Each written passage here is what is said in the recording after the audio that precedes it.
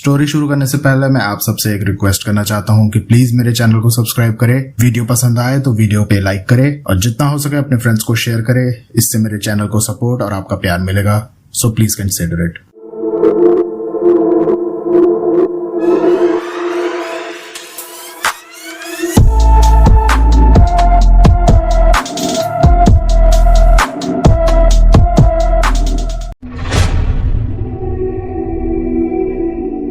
Hello everyone, खमागणी and welcome to the world of stories. आगा फिर से मैं आप लोगों के सामने एक और इंटरेस्टिंग सुपरनैचुरल एक्सपीरियंस लेकर।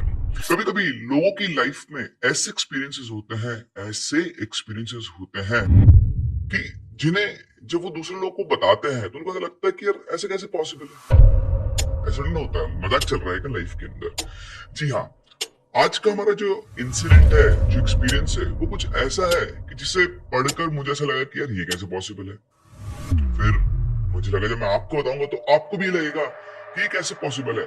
लेकिन जिन लोगों के साथ ही हुआ है, जिसने मेरे साथ इंसिडेंट शेयर किया है, वो कहता है कि 200% रियल इंसिडेंट है, जो सिर्फ एक आदमी के साथ नहीं, पूरे के पूरे परिवार के साथ हुआ है। और आप इस इंसिडेंट को सुनकर ये बताएं कि आपको क्या लगता है कि ऐसा पॉसिबल है किसी के साथ होना, या आपकी नॉलेज में कोई ऐसा है जिसके साथ ऐसा हुआ। ये कहानी हमारे साथ शेयर की है अभिषेक ने, जो आगरा से बिलोंग करते हैं। और यहाँ जो कुछ भी हुआ उनके कजिन ब्रदर और उनकी फैमिली के साथ हुआ। सुनने में आपको ये लग सकता है कि ऐसा कैसे हो सकता है, लेकिन इस फैमिली ने सब अपनी आंखों से देखा और अपनी इन्हीं इंद्रियों से महसूस किया है। इनके कजिन है विपुल भैया, उनके चाचा चाची, उनकी बेटी और उनकी चाचा चाची के माता पिता यानी दादा दादी। ये 6 लोग आगरा से निकले देहरादून की ट्रिप पर। 2-3 दिन वो देहरादून घूमते हैं, एंजॉय करते हैं, और उसके बाद इन लोगों का सडन प्लान बनता है शिमला घूमने का। अब अगले दिन निकलने की जगह ये सोचते हैं कि देहरादून से तो निकलते हैं, रास्ते में कोई होटल कर लेंगे, अभी जितना गाड़ी चला के डिस्टेंस कवर कर सकते हैं उतना डिस्टेंस कवर कर लेंगे, ताकि शिमला में इन लोगों को और ज्यादा टाइम मिल पाए। और कुछ ऐसे ही हम लोग भी सोचते हैं जब हम लोग कोई ट्रिप प्लान करते हैं कि जितना डिस्टेंस कवर हो जाए कर लो। तो ये सब सोचकर ये लोग करीबन 8 बजे देहरादून से निकलते हैं। देहरादून से शिमला का करीबन 230 किलोमीटर का डिस्टेंस था और टाइम था मिड अक्टूबर का, जिस टाइम हल्की हल्की ठंड होना शुरू हो जाती है। हम ये जो इंसिडेंट्स की बात कर रहे हैं ये है 2017 का टाइम। तो उस टाइम पर ठीक ठाक अक्टूबर में ठंड होना शुरू हो जाती थी। और ये लोग जब रास्ते में चल रहे थे तो धीरे धीरे फॉग जो था वो इकट्ठा हो रहा था। बहुत हैवी नहीं था, दिख रहा था, लेकिन धीरे धीरे बढ़ रहा था। रात के 11:30 बजे फॉग भी डेंस हो गया था। तो विपुल और उसकी फैमिली ने होटल्स ढूंढना शुरू कर दिए थे ऑन द वे, कि रास्ते में जो भी होटल मिलेगा उस पर रुक जाएंगे। गूगल पे जो भी होटल्स दिखा रहे थे वो सब अभी दूर थे और सड़क के दोनों तरफ सब कुछ खाली था। तभी चलते चलते करीब 12 बजे के आसपास उनको सड़क के साइड में दूर से एक होटल दिखाई देता है। इसकी लाइट जली हुई थी और ये होटल सड़क के थोड़ा सा अंदर उतरकर किनारे की तरफ ही था। अभी होटल गूगल पे तो नहीं दिखा रहा था, लेकिन इनकी आंखों के सामने तो था ही। और ऐसा कई बार होता है कि होटल लिस्ट नहीं हुआ है ना, ऑफलाइन दिखता है लेकिन ऑनलाइन वो होटल लिस्टेड नहीं होते हैं। तो ठीक है, विपुल ने भी ये सोचा कि ठीक है ऑनलाइन लिस्टेड, लेकिन सामने होटल मिल गया। और अब फॉग जो है वो हैवी होता जा रहा है और टाइम भी 12 बजे के आसपास का हो गया है। तो फैमिली के सेफ्टी के लिए होटल में रुकना सही है। तो सबने डिसाइड किया कि अब यहीं ठहर जाते हैं, बाकी की जर्नी ये लोग सुबह कंटिन्यू करेंगे। ये लोग वहां जाते हैं, एक डिसेंट नॉर्मल सा होटल था। अपनी गाड़ी पार्क करते हैं विपुल भैया, अंदर जाते हैं। वह रिसेप्शन पर उन्हें एक लड़का मिलता है। रिसेप्शन पे एक नॉर्मल सा सोफा लगा हुआ था, मिरर्स वगैरह लगे हुए थे। वो वहां जाकर वो उनसे 3 रूम्स के लिए पूछता है। तो उसके पास 3 रूम अवेलेबल होता है और विपुल वो तीनों रूम बुक कर लेता है। वो कोई पेमेंट नहीं करता, बोलता है कि 3 रूम दे दो, पेमेंट वगैरह का सुबह कर लेंगे। तो चाचा चाची, उनकी बेटी का एक रूम, दादा दादी का एक रूम और एक रूम विपुल ने अपने और ड्राइवर के लिए लिया था कि वो दोनों लोग वहां पर सो जाएंगे। रूम वगैरह बुक करके वो सबको बुलाने गाड़ी पर जाता है। तो वो जब जा रहा होता है तो गाड़ी से बाहर निकलकर ड्राइवर जो है वो बीड़ी पी रहा होता है। तो विपुल उसके पास जाता है और बोलता है कि भैया बीड़ी खत्म कर लो, फिर चलते रूम में, यहीं पर सोएंगे। तो ड्राइवर कहता है नहीं भैया, मैं अंदर नहीं जाऊंगा। तो बोलता है क्यों? तो मेरे पास कंबल वगैरह सब है और एक्चुअली क्या, देखो यहाँ कोई गार्ड है नहीं, सुनसान रास्ता है, कोई कार चोरी करके ले गया तो मेरी तो रोजी रोटी छिन जाएगी। तो मैं तो गाड़ी के अंदर ही सोऊंगा, इतनी कोई तेज ठंड भी नहीं, और मेरे पास अपने सोने का जुगाड़ है। भैया आप लोग अंदर जाओ, आप लोग आराम करो, मैं बाहर यही सोऊंगा। अब इसके बाद विपुल अपनी फैमिली को लेके होटल में आ जाता है और उनको सेकंड फ्लोर पर रूम दे दिए जाते हैं। होटल का जो लड़का था उनका थोड़ा बहुत जो सामान था, क्योंकि गाड़ी में इन्होंने मैक्सिमम सामान छोड़ दिया था, एक दो बैग्स वगैरह इन्होंने लिए थे, वो लेकर स्टेयर्स से इन्हें ऊपर ले जाता है। यह लिफ्ट थी नहीं और टोटल 4 फ्लोर का ये होटल था। अपना सामान लेकर सब लोग अपने अपने रूम में सेट हो जाते हैं। विपुल भी अकेला अपने रूम में पहुंचता है और वहां जाने के बाद उसे सिगरेट पीने की इच्छा होती है, क्योंकि थोड़ी देर पहले उसने ड्राइवर को बीड़ी पीते हुए देख लिया था। सिगरेट तो उसके पास थी लेकिन लाइटर नहीं था, लाइटर वो कार में ही भूल गया था।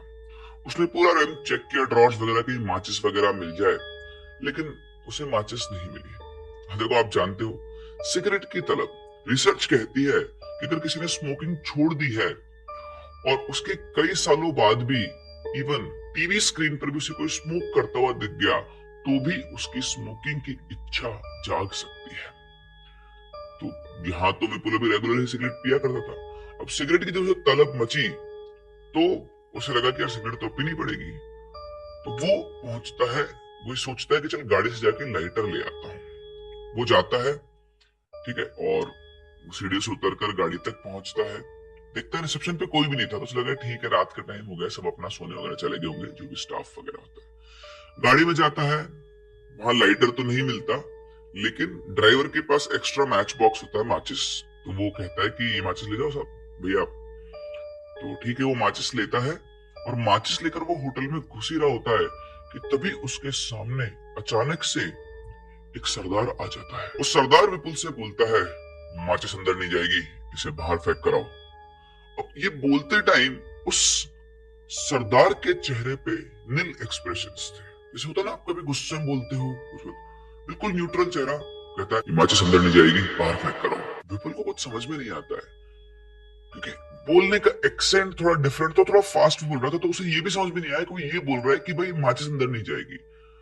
अब वो पता नहीं क्या कह रहा है, उसने फिर उसकी तरफ बड़ी अजीब से मतलब एक्सप्रेशन से देखा विपुल ने कि भाई तुम कह क्या रहे हो। लेकिन जैसे सरदार को तो उन्होंने एक कैसेट लगा दी हो, वो बार बार एक ही बात बोल रहा था, माचिस अंदर नहीं जाएगी, माचिस अंदर नहीं जाएगी, माचिस अंदर नहीं जाएगी। उसके बार बार बोलने पर विपुल समझ जाता है कि ये कह रहा है कि माचिस को वो अंदर नहीं ले जा सकता। इसके ऊपर विपुल ने उससे पूछा कि भाई क्यों, माचिस अंदर क्यों नहीं ले सकता?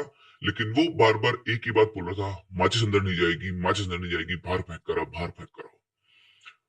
और विपुल को लगता है कि शायद इस होटल के अंदर स्मोकिंग अलाउड नहीं है और इसीलिए माचिस वगैरह भी अलाउड नहीं है। तो बोलता है कि ठीक है भाई।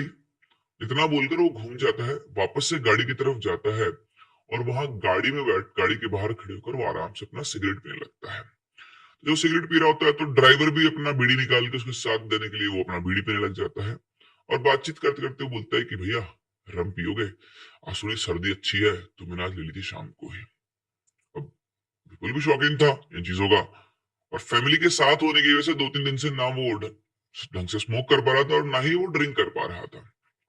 तो जैसे ही ड्राइवर ने उसको ऑफर किया, विपुल तैयार हो गया और अब ड्राइवर और विपुल दोनों गाड़ी के अंदर बैठकर ड्रिंक करने लगते हैं और ड्रिंक करते करते करीबन रात के 1:30 उन दोनों को बच जाता है और तब तक इनकी जो रम की बोतल थी वो भी पूरी खत्म हो चुकी होती है। अब विपुल थकान में भी था, नशे में भी था, उसे लगा यार अब कौन उठकर कमरे में जाएगा। वो ड्राइवर के साथ वहीं एक सीट पर ड्राइवर था और दूसरी सीट पर वो भी वहीं पर सो गया। रम पी ली थी, गर्मी थी और गाड़ी उन्होंने गर्म कर ली थी, हीटर चला गया थोड़ी देर, तो बढ़िया उसको लगता है कौन ठंड में निकल के बाहर जाएगा, मैं तो यही सो जाता हूँ। और वो सो जाता है। नींद कब आ गई पता नहीं, करीबन सुबह 4:30 बजे अचानक से इनकी कार के शीशे पर बहुत तेज आवाज हुई। वो आवाज से दोनों एकदम से चौंक कर उठे और उठकर इन्होंने देखा, वे देखते हैं कि इनकी पूरी फैमिली मतलब चाचा चाची, उनकी बेटी, दादा दादी सब गाड़ी के पास खड़े और जोर जोर शीशा और दरवाजा पीट रहे हैं। सब लोगों के चेहरे देखकर लगता है कि सब लोग बुरी तरह से डरे हुए हैं। विपुल और ड्राइवर दोनों को एकदम से कुछ भी समझ में नहीं आया। नींदों में उनके सामने ये एकदम से सीन बना अब जैसे ही उन्होंने दरवाजा खोला, दरवाजा खोलते सब लोग अंदर बैठते हुए बोले और सबके सब मिलकर एक ही बात बोलते, गाड़ी चलाओ, गाड़ी चलाओ, गाड़ी चलाओ, भागो यहाँ से, गाड़ी चलाओ। उन दोनों को कुछ भी समझ में नहीं आया, ड्राइवर तो अभी नींद से उठा ही था। वो दोनों परेशान हो गए, लेकिन वो बार बार बोलते गाड़ी चलाओ, भागो यहाँ से, गाड़ी चलाओ, भागो यहाँ से। वो पूछते रहे भाई हुआ क्या, वो सब इतना बोलते हैं कि फटाफट चलो यहाँ से। अब जैसे ही वो इतना बोलते हैं, ड्राइवर फटाफट से गाड़ी स्टार्ट करता है और बिना कुछ सोचे वो गाड़ी को हाईवे पर भगाना शुरू करता है शिमला की तरफ। गाड़ी भगाते भगाते भी विपुल और ड्राइवर दोनों उनसे पूछते, लेकिन जितने भी बड़े लोग थे पीछे बैठे बैठे सबके सब हनुमान चालीसा का पाठ कर रहे थे, कोई कुछ नहीं बताता है। करीब आधा घंटा चलने के बाद उन्हें रोड साइड पे एक ढाबा दिखाई देता है और देखते इसके ज्यादा बोलते हैं गाड़ी रोक यहाँ पर। अभी लोग गाड़ी रोकते हैं, गाड़ी रोककर ये सब लोग बाहर निकलते हैं। गाड़ी रुकते ही दादा दादी चाचा चाची एकदम से बाहर निकलते हैं। फिर ड्राइवर विपुल भी बाहर निकलते हैं और बाहर निकलते ही चाचा सीधा विपुल से एक सवाल पूछते हैं, विपुल तू दारू पीता है? विपुल सकपका जाता है, क्यों? वो बोलता है, अरे नहीं चाचा मैंने नहीं, इस ड्राइवर ने पी है। आज विपुल के पत्ते खुल गए थे। उसका चाचा बोलता है, सब दिख रहा है किसने पी है। ड्राइवर कहता है, साहब ये सब छोड़ो और ये बताओ कि आखिर आप लोग ऐसे एकदम से उठ के क्यों आए, हो क्या गया, और ये एकदम से आप लोगों ने गाड़ी भगाने को क्यों बोला? उसके बाद इनके चाचा ने लंबी गहरी सांस ली और उन्होंने बताना शुरू किया कि रात को वो लोग रूम के अंदर जाके अपना सामान रखकर बिस्तर पर लेटते हैं, लाइट्स ऑफ करते हैं और थोड़ी देर के बाद उन्हें अपने रूम में कुछ आवाज आती है। आवाज जैसे कोई बैग की चेन खोल रहा हो। और ऐसा नहीं कि एक रूम में, चीज दोनों रूम में एक साथ होती है। इनके चाचा को लगता है कि क्योंकि छोटा होटल है, होटल का कोई स्टाफ इनका सामान चोरी करने की कोशिश कर रहा है। ये सुनकर इनके चाचा जो है वो चिल्लाते हैं, कौन है, क्या कर रहा है? इतना बोलते ही वो जो भी कोई था वो अचानक से चाचा की जो बेटी थी जो बेड पर लेटी हुई थी, वो उसके ऊपर उछल के बैठ जाता है। अंधेरे में उनको सिर्फ एक परछाई दिख रही थी, कोई इंसान नहीं दिख रहा था, क्योंकि थोड़ी बहुत रोशनी जो बाहर से आ रही थी उसी में सब कुछ दिख रहा था। और वो उसका गला दबाने लगता है। वो फटाफट से कमरे की लाइट जलाते हैं, देखते हैं वहां कोई भी नहीं था। लेकिन अभी अभी साफ साफ उन्हें एक परछाई दिखाई दे रही थी। ये देखकर वो फटाफट से अपनी बेटी को गोद में उठाते हैं और अपना बैग उठाकर बाहर निकलते हैं और पड़ोस वाले दादा दादी के रूम में जाते हैं। तो वहां जाकर वो देखते हैं कि दादी खुद अपने हाथों से अपना गला दबा रही है और बहुत तेज उन्होंने गला दबा रखा है कि उनको सांस भी नहीं आ रही। दादा उनको छुड़ाने की कोशिश कर रहे हैं। चाचा भी भाग कर जाते हैं, चाची जाते हैं, उनके हाथ खींचते हैं और जैसे तैसे करके वो उनके हाथ छुड़वाते हैं। और तभी अचानक से, जैसे बिल्कुल मूवीज में होता है, वो रूम जो अभी उनकी आंखों के सामने इतना अच्छा था, वहां एकदम से लाइट गायब हो जाती है और वो रूम एक खंडर में तब्दील हो जाता है। वहां कुछ भी नहीं होता, लाइट वाइट सब गायब हो गई थी। वो दीवारें जो भी चमक रही थी, वो दीवारें बिल्कुल टूटी फूटी, प्लास्टर उखड़ा हुआ। उनको कुछ समझ में नहीं आ रहा था। वो सब बुरी तरह से डर गए और डर के मारे वो वहां से निकलकर सीधा विपुल के रूम में आते हैं और वहां भी देखते हैं तो वहां भी सब कुछ सेम खंडर था। इवन उस कमरे का दरवाजा तक नहीं था। इन सबको अपनी आंखों पर विश्वास नहीं हो रहा था कि ये लोग क्या देख रहे हैं। वहां रूम में इनको विपुल नहीं दिखाई देता है तो ये लोग और बुरी तरह से घबरा जाते हैं कि कहीं विपुल को कुछ हो तो नहीं गया। और इन्हें पता ही नहीं था कि विपुल नीचे कार में है। और वो सब के सब अपने फोन की टॉर्च ऑन करते हैं और विपुल को आवाज देते हुए चलना शुरू करते हैं। वो देखते हैं कि जिस होटल में अभी सब कुछ इतना अच्छा था, वो अचानक से एक टूटे फूटे खंडर बिल्डिंग में तब्दील हो चुका है। वहां मकड़ियों के बड़े बड़े जाले हैं, जिसे कई महीनों से इंसान ने इस जगह पर कदम भी ना रखा हो। अब जब उन्हें विपुल कहीं नहीं दिखाई दिया तो वो लोग सीढ़ियां उतरकर बाहर आने की कोशिश करते हैं। लेकिन सीढ़ियां उतरते उतरते डर और घबराहट की वजह से वो ग्राउंड फ्लोर की जगह बेसमेंट में पहुंच जाते हैं। वहां जाके वो चेक करते हैं कि ये तो बाहर निकलने का रास्ता नहीं है, ये तो कहीं और आ गए हैं। क्योंकि अंधेरा बहुत हो रखा था, रास्ता इतना जानते नहीं थे। वो फिर सीढ़ियों से एक फ्लोर ऊपर चढ़ते हैं अपने मोबाइल की टॉर्च की रोशनी में, और वापस जैसे वो चढ़ते हैं तो देखते हैं कि वापस से वो सेकंड फ्लोर पर आ गए, वहीं जहां पर उनके रूम थे। और अब भी सब कुछ वहां पर वैसा का वैसा खंडर ही था। अब सिर्फ ऐसा नहीं था कि वो स्टेज से जा रहे हैं आ रहे हैं। जब वो स्टेज से ऊपर नीचे चढ़ रहे थे, भाग रहे थे, तो ऐसा लग रहा था जैसे वो अकेले नहीं है और भी कई लोग हैं जो बुरी तरह से उन्हीं की तरह डरे हुए हैं, सेम फीलिंग उनके साथ है, और जिधर जिधर वो जा रहे हैं रास्ता ढूंढने के लिए, उधर उधर वो भी उनके पीछे भाग रहे हैं। जैसे ये बाहर निकलना चाहते हैं, शायद वो सारे लोग भी बाहर निकलना चाहते थे। वो सब फिर से वापस उतरते हैं ग्राउंड फ्लोर पर जाने के लिए, लेकिन फिर से एक बार वो बेसमेंट में पहुंच जाते हैं। सब लोग बुरी तरह घबरा जाते हैं, और घबरा कर फिर ये सब ऊपर भागते हैं, और ऊपर पहुंचते पहुंचते भागते भागते इस बार वो सीधे ऊपर फोर्थ फ्लोर पर पहुंच जाते हैं। वो जाना चाह रहे थे ग्राउंड फ्लोर पर हर बार वो उससे ऊपर वाले फ्लोर पर पहुंच रहे थे। और एक बात मुझे समझ में नहीं आ रही कि जो बूढ़े दादा दादी थे वो भी लगातार इनके साथ सीढ़ियां चढ़ रहे थे और उतर रहे थे, और वो भी कैसे। लेकिन जब डर किक इन करता है, जब बॉडी में एड्रेनलिन रश होता है फियर की वजह से, तो इंसान के अंदर एक अलग ताकत आ जाती है। शायद यही ताकत, यही शक्ति जब जान पर बनाई थी, तब दादा दादी के पास भी आ चुकी थी। खैर, अब तक जो इनको लग रहा था कि इनके पीछे कई लोग चल रहे थे, अब जैसे ये फोर्थ फ्लोर पर पहुंचे तो उन्होंने देखा कि उनको ये फील होना शुरू हो गया कि वो सब लोग अब इनके आगे आ गए हैं। वो जो फोर्थ फ्लोर था वो आधा बना हुआ था, मतलब पूरी तरह से तैयार नहीं था, और इन्हें फील हो रहा था कि एक एक करके उनके आसपास जो लोग थे वो वहां से कूद रहे हैं, एक के बाद एक। अब उन्हें कुछ दिखाई नहीं दे रहा था, बट होता ना, एक आपका दिमाग कनेक्ट हो जाता है। उनके दिमाग में ऐसी पिक्चर, ऐसी फीलिंग चल रही, कोई अभी यहां से गया और कूद गया, अभी यहां से गया और कूद गया, अभी यहां से गया और कूद गया, और एक एक करके लोग वहां पर कूद रहे हैं। और जब ये सब चल रहा है तो इनके दिमाग में भी ये ख्याल आता है कि इस होटल से निकलने का बस एक ही रास्ता है, वो भी यहां से भाग कर जाए और सीधा नीचे कूद जाए। यहाँ पर जो भी कोई चीज थी, एक एंटिटी, दो एंटिटी, जो भी कोई था, वो इनको बहुत ज्यादा फोर्स कर रहा था वहां से कूदने के लिए। और ये सब लोग बिल्कुल जैसे हिप्नोटाइज से हो गए थे। और तभी इनके दादाजी बोलते हैं कि सब हनुमान चालीसा का पाठ शुरू करो और एक साथ चलो नीचे।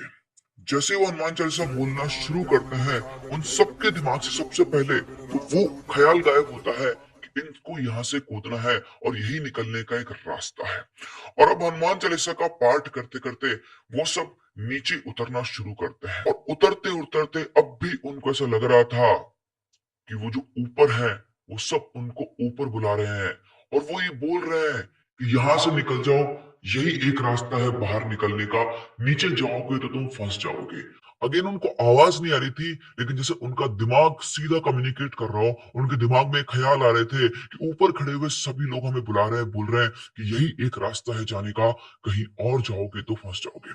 पर वो उनकी आवाजों को इग्नोर करते हैं और हनुमान चालीसा का पाठ करते हुए नीचे उतरते हैं। और इस बार फाइनली उनको ग्राउंड फ्लोर मिल जाता है। वहां पहुंचते हो देखते कि वहां कोई रिसेप्शन वगैरह नहीं था। जब वो आए थे तो बैठने का सोफा लगा हुआ था, कांच थे, बट इस बार वहां पर कुछ भी नहीं है। अब आप खुद अपने आप को इस सिचुएशन में रखकर देखो, क्या गुजरेगी जब ऐसा हो। एक ऐसी अनइमेजिनेबल चीज जो आपने जिंदगी में कभी एक्सपेक्ट ना की हो। एक खंडहर बिल्डिंग आपको एक सुंदर होटल की तरह दिख रहा है। खैर, इस टाइम उनके पास सोचने का टाइम था, उसके बाद वो सीधा बाहर निकले और गाड़ी पर पहुंचे। अब जब ये सारी बातें वो विपुल को बता रहे थे, तो जिस ढाबे पर वो रुके हुए थे उसके मालिक का लड़का भी बातें सुन रहा था। वो विपुल से बोलता है, वो होटल नहीं है, आप वहां रुक के आए हो। इनकी बात सुनकर वो दौड़ के अपने बाप के पास जाता है, उनको बुलाकर लाता है और उनसे बोलता है, पापा ये सब उस वाले होटल में रुक के आए हैं। ये सुनकर ढाबे का मालिक थोड़ा गुस्से में आ जाता है और बोलता है कि आप लोग यहाँ से आगे जाओ, यहाँ कुछ नहीं मिलेगा आप लोगों को, जाइए जाइए, मुझे किसी तरह का कोई मैटर नहीं चाहिए। अब उसका ये बिहेवियर देखकर ये लोग एक बार तो सकपका भी जाते हैं, थोड़ा गुस्से में भी आ जाते हैं, ये क्या तरीका है। और वो बोलता है, नहीं नहीं, हम आपको कुछ नहीं देंगे, आप यहाँ से जाइए। तो ये लोग भी थोड़ा उखड़ जाते हैं, उसको दो चार बातें सुनाते हैं और फिर अपनी गाड़ी के अंदर बैठकर आगे निकल जाते हैं। आगे चलकर उन्हें रास्ते में एक और दूसरा ढाबा दिखाई देता है। वहां पर एक चाय नाश्ता वगैरह के लिए रुकते हैं, क्योंकि पहले जहां रुके थे वहां से तो उसने भगा दिया था। अब यहाँ पर थोड़ा दिमाग लगाते हैं। उस ढाबे पर रुकने के बाद वहां जो वेटर होता है वो उससे बातचीत करते हैं, लेकिन इस बार वो ये नहीं बताते हैं कि उनके साथ क्या हुआ है, क्योंकि ये लोग ये जानना चाहते थे कि आखिर माजरा क्या है कि आसपास के लोगों को भी इसके बारे में कुछ पता है। तो विपुल उस वेटर को बुलाता है और उससे बोलता है कि भैया यार, आपने कभी सुना है कि यहाँ रास्ते में एक होटल पड़ता है जो खंडर है बिल्कुल, लेकिन कई बार लोगों को बिल्कुल सही होटल की तरह दिखता है।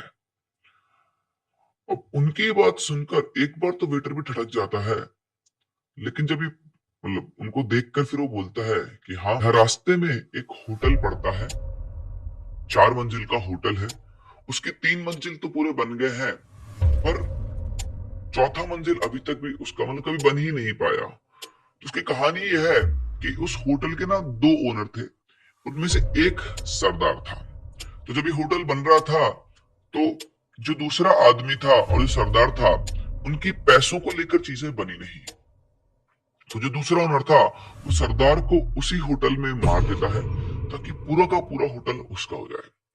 पर ये सब होने के कुछ टाइम के बाद जब होटल का काम चल रहा था, तो जो दूसरा ओनर है, वो उसी होटल की चौथी फ्लोर से कूदकर अपनी जान दे देता है। फिर उसकी जो बची हुई फैमिली थी, उसने उस होटल को कंप्लीट करने की कोशिश की, लेकिन वहां पर जो मजदूर आते, जो लोग काम करते, जो कॉन्ट्रैक्टर आता, उनमें से कुछ लोगों ने, जो रात को ना कोई बिल्डिंग बन रही है तो उसकी सुरक्षा के लिए लोग रुकते हैं, तो अगले दिन उनकी लाश मिली और बिल्कुल ऐसा ही जैसे उन्होंने ऊपर से कूदकर अपनी जान दे दी हो।